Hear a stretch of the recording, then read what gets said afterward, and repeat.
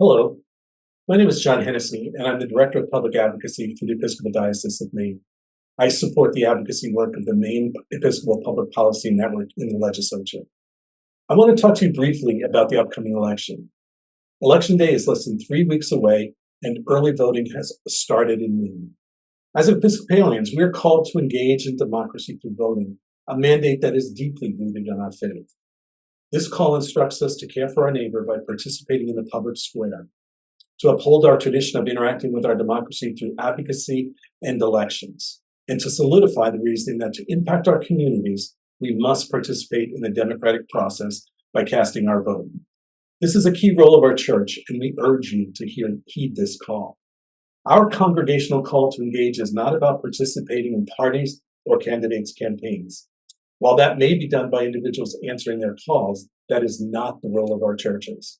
As churches, we may preach and share our values, but it's up to each individual to decide the parties and candidates that best represent those values. Our role as a church is to ensure that every person eligible to cast a vote can do so, regardless of their political leanings.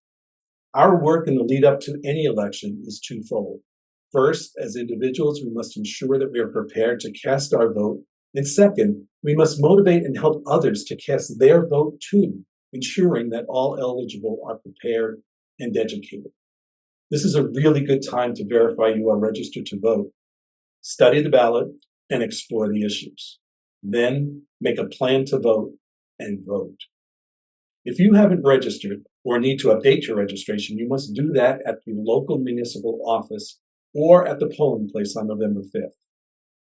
I am really proud that Maine ranks second with 63.8% of the eligible population turning out to vote.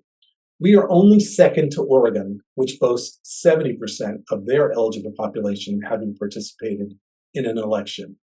Maybe this year, Maine will come out on top.